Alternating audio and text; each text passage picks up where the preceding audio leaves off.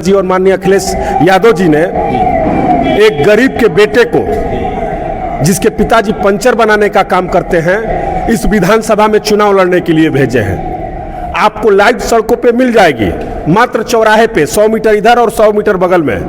लेकिन पिछले 10 साल से इस विधानसभा में जहां गरीब के बच्चे पढ़ते हैं, एक भी प्राथमिक विद्यालय में एक ईंट लगाने का काम नहीं हुआ है, एक स्मार्ट क्लास बनाने का काम नहीं हुआ है। ये आपका यहीं पे चले जाइए, रसना में एक हॉस्पिटल है, पूरे विधानसभा में मेरे यहाँ एक भी आईसीयू का बेड नहीं है। आखिर विकास का पैमाना कहते किसको है? मैं इस वक्त उत्तर प्रदेश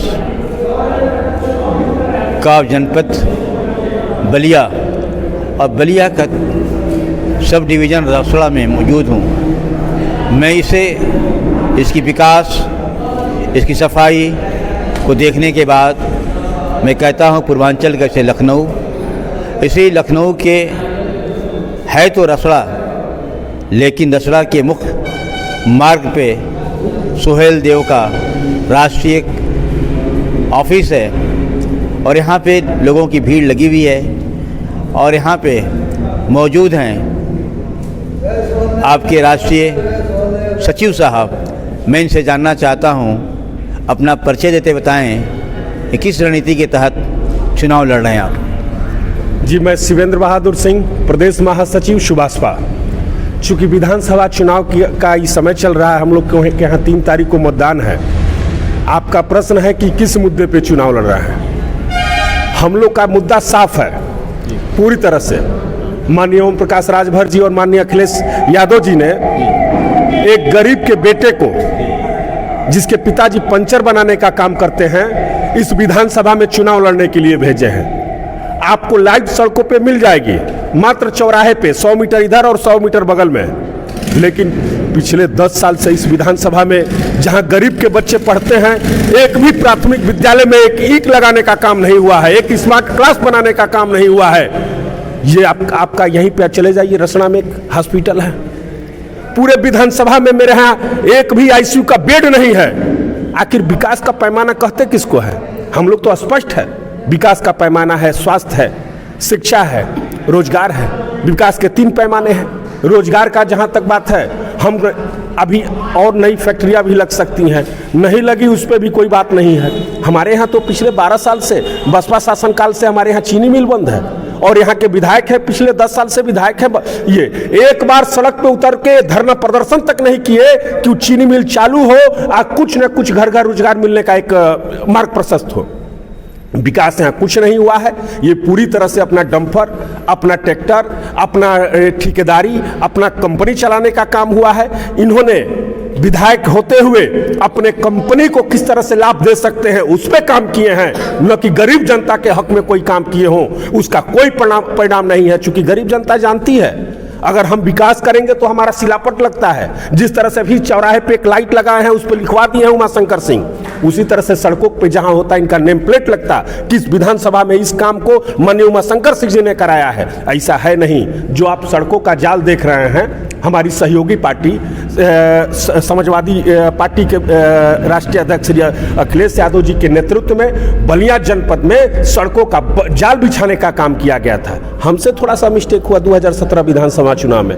हमने इस बात को जनता से नहीं बताया, नहीं समझा नहीं पाए, बताया लेकिन समझा नहीं पाए। आज जनता जान गई है कि अगर इनका काम होता तो इनका सिलापट होता, विकास के नाम पे इनका लिखा जाता। कहने के लिए बताइए, अभी पूर्वांचल एक्सप्रेसवे बना है, 3 कंपनियां बनाई हैं, तो क्या लखनऊ से लेकर बलिया तक उन्हीं को विधायक बना दिया जाए? क्या हक है उनको विधायक बनने का जो पूर्वांचल एक्सप्रेसवे बनाई हैं? तो ऐसा नहीं है। जनता जानती है कि विकास का क्या पैमाना है। आप शिक्षा, स्वास्थ्य और रोजगार के क्षेत्र में इस विधानसभा में एक ईंट नहीं रखी गई है। जी, और बताइए मुझे आप जी कि आपके ओम प्रकाश जी राजभर जी मंत्री थे जी, उस समय उन्हें चीनी मिल के लिए कितनी बार आवाज़ उठाई? आप बता देते हैं। अगर उनकी आवाज़ को आप मीडिया बंधु हैं, आप सब बात को जानते हैं। उनके आवाज़ को बीजेपी शासनकाल में दबाने का प्रयास किया गया। उनके आवाज़ को हर छोटी छोटी चीज़ों पे नकार दिया जाता था।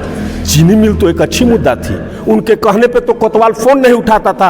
आप प्रत्यक्ष मीडिया बंधु प्रमाण है, उस कोतवाली में लाइन लगा के अपना फरियाद करते थे माननीय मंत्री जी। और माननीय मंत्री जी एक चीनी मिल नहीं, यहाँ 10 मिल फैक्ट्री लगवाएंगे, अपनी सरकार बनाएंगे, अपना मुख्यमंत्री बनाएंगे। 27 अक्टूबर का जन सैलाब आपने हल्दरपुर में देखा होगा। उस जन सैलाब में माननीय अखिलेश जी को लाके उन्होंने कह दिया कि मैं आपको मुख्यमंत्री बनाऊंगा, उसके बदले आप गरीबों को, जितने भी जनता है 300 यूनिट बिजली फ्री देंगे। 300 यूनिट बिजली में सभी लोग नहीं समझ पाते हैं। आज का जो शासन काल है 7 रुपया यूनिट बिजली आपसे पैसा लेती है। 3 यूनिट का 2100 रुपया हुआ 300 यूनिट का, और 5 साल में जोड़ देंगे तो 1,25,000 हुआ। कौन जनता के पक्ष में 1,25,000 रुपया का अनुदान देता है 5 साल में? दूसरी चीज देख लीजिए, हम चाहते हैं कि फ्री शिक्षा का एक क्षेत्र का निर्माण हो। गरीबों का भला तो शिक्षा के माध्यम से होता है ना। एक से लेके अंतिम शिक्षा, मेडिकल की हो, इंजीनियरिंग की हो, फार्मेसी की हो, जिसकी भी अंतिम शिक्षा हो उसको फ्री करने का काम माननीय अखिलेश यादव और माननीय ओम प्रकाश राजभर जी ने करने का ऐलान किया है। फिर कहते हैं माननीय अखिलेश यादव और माननीय ओम प्रकाश राजभर जी ने कहा कि हम प्रदेश में फ्री चिकित्सा का एक वातावरण पैदा करेंगे।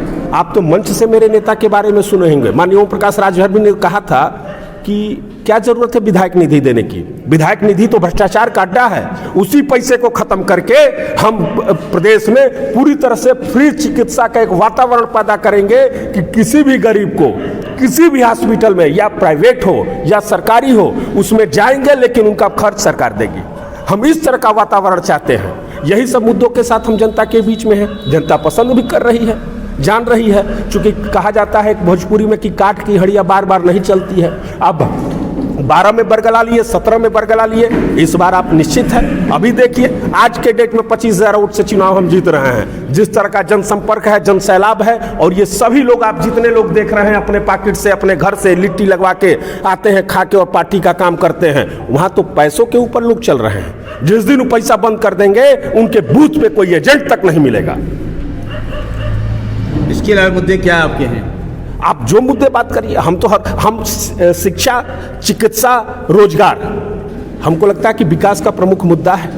हम चाहते हैं कि रोजगार में पहले चीनी मिल और कताई मिल है उसको चालू किया जाए। चिकित्सा का क्षेत्र है, आप सोच लीजिए उस विधानसभा का बद से बदतर स्थिति क्या हो सकता है कि उस विधानसभा में एक आईसीयू का बेड तक नहीं है। आप चिकित्सा के बारे में क्या कल्पना कर सकते हैं? अगर किसी को एक ऑक्सीजन की जरूरत होती है, कोई इमरजेंसी वेंटिलेटर पे जाता है, तो हमारे विधानसभा में नहीं है स्थिति, उसको कहीं दूसरे जगह लेके जाना पड़ता है।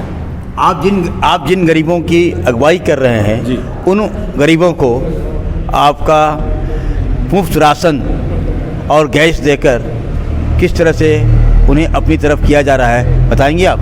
देखिए, बीजेपी शासन ने बड़ी सुंदर दाव चला जनता को मूर्ख बनाने के लिए। इन्होंने 5 किलो गेहूं और 5 किलो चावल दिया। हम तो रोज फील्ड में रहते हैं, हमसे लोग कहते हैं कि बाबू 5 किलो गेहूं 5 किलो चावल तो हमको पहले से भी मिलता था। नेताजी ये कोई नया तो दे नहीं रहा है। हाँ, 2-2 रुपया किलो लगता था, अब नहीं ले रहे हैं। रही बात इनके उसके साथ तेल भी दे रहा है और एक बालू वाला नमक भी दे रहे हैं। लेकिन जानते हैं लोग क्या तर्क दे रहे हैं कि ये बीजेपी वाले हैं जो आज से 5 साल पहले में हम लोग का कड़ुआ तेल 50 से 60 रुपया लीटर मिलता था, आज 225 रुपया लीटर मिल रहा है। ये जो अभी गैस सिलेंडर की आप बात करते हैं, जब शहरों में गैस का पाइपलाइन कलेक्शन हो गया तो वहाँ सिलेंडर कुछ एक्सेस हुए, तो ये बनिया की जो सरकार है ना माननीय मोदी जी की, तो उस एक्सेस सिलेंडर को इन्होंने देहातों में फ्री बांटने का काम किया। उस समय गैस सिलेंडर का 450 रुपया 375 रुपया प्रति सिलेंडर पैसा दिया जाता था। आज 1040 रुपया में उनके यहाँ ये सिलेंडर पहुँच रहा है।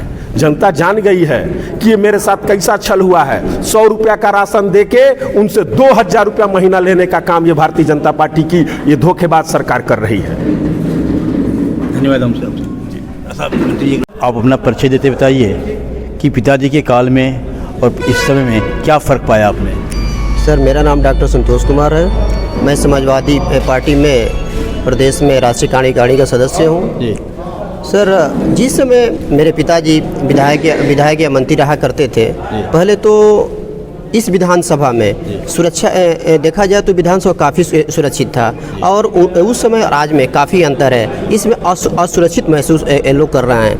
जिस मेरे पिताजी रहते थे उस समय लोग सुरक्षित महसूस किया करते थे। आप अपनी जनता को किस ढंग से समझा रहे हैं, क्या बात बता रहे हैं? सर, देखिए, पहले तो जैसे कि आपने पीजे शिवेंद्र भैया से पूछ भी चुके हैं सर, देखा जाए तो हम लोग के मुद्दे क्या हैं। पहले सड़क, बिजली, पानी, ये सरकार जो बीजेपी की सरकार है, ये 3 चीज़ों पर बिल्कुल नकारात्मक रही है। तो इस पे हम लोग का मुद्दा ये है कि भाई हर किसी को बिजली चाहिए, हर किसी को पानी चाहिए, हर किसी को रोड चाहिए। और देखा जाए तो ये महंगाई चरम सीमा पे है। शिक्षा में देखा जाए तो शिक्षा में भी बहुत ये मतलब पीछे है। कोरोना के नाम पे बच्चों का स्कूल बंद कर दिया जाता है।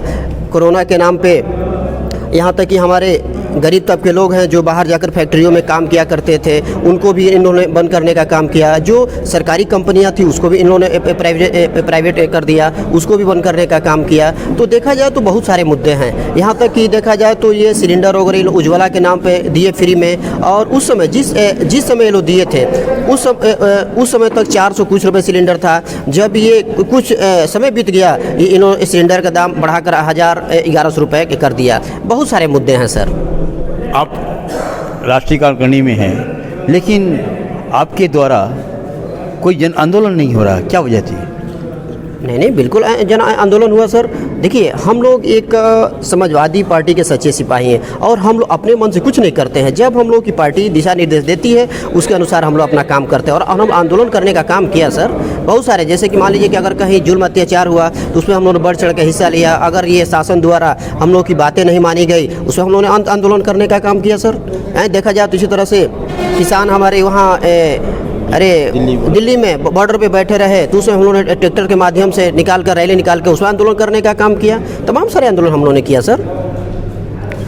जनता को आप जो है विशेष मुद्दा क्या दे करके उसको जो पकाया जा रहा है उससे अलग करेंगे? उन्हें हिंदू मुसलमान कहा जा रहा है, उसे मंदिर कहा जा रहा है, तो कैसे तोड़ेंगे? सर देखिए, बीजेपी वालों के जब भी चुनाव आता है तो इन लोग के पास कोई मुद्दा तो रहता नहीं है, तो ये लोग बस ये लड़ाने का काम हिंदू मुस्लिम के एक करके ही अपना ये काम बनाने का काम करते हैं, जो कि ये बिल्कुल गलत है।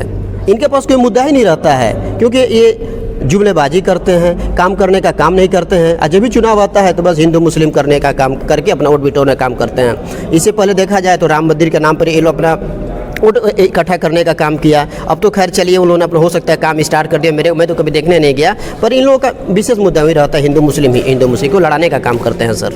अभी गृह मंत्री जी का एक वीडियो वायरल हो रहा है कि 12वीं पढ़ने के बाद इंटर में आप एडमिशन लेंगे, इस पे आप क्या कहना चाहते हैं? सर गृह मंत्री जी को क्या बताया जाए सर। हिंदी में 86 बोलते हैं, इंग्लिश में 46 बोलते हैं, तो उनकी बात तो निराली है। एक दिन मैं देख रहा था कि वो बोल रहे थे कि मोदी जी विकास करने के लिए 24 घंटे सोते हैं, तो उनकी तो बात ही निराली है। उनको यही नहीं पता है कि 12वीं क्या होती, इंटर क्या होता है। अरे भैया 12वीं को तो इंटर ही कहा जाता है। आप कह रहे हैं कि 12वीं पास करके इंटर में एडमिशन लेंगे तो आपको लैपटॉप मिलेगा, तो इनकी बातों तो बात अजीबो गरीब है सर। इनकी बातें क्या किया जाए सर? इस पे जनता को क्या सही, आप बच्चों को क्या कहेंगे आप? सर बच्चों को तो यही कहेंगे कि पहली बात इनका तो अपना स्पीच सुनना बंद कर दें, क्योंकि ये जब भी बोलते हैं शुद्ध नहीं बोलते, बिल्कुल अशुद्ध बोलते हैं। शायद पता नहीं कहाँ से ये पढ़ करके आए हैं कि मतलब अपनी लैंग्वेज अपनी बातों पे ही बिल्कुल वो करेक्ट नहीं रहते हैं, जो बोलना है कुछ भी बोल देते हैं सर। तो बच्चों से तो हम यही कहेंगे कि भैया इनका स्पीच सुनना बंद कर दो। हमारी घर की माओ बहनों से क्या अपील करेंगे?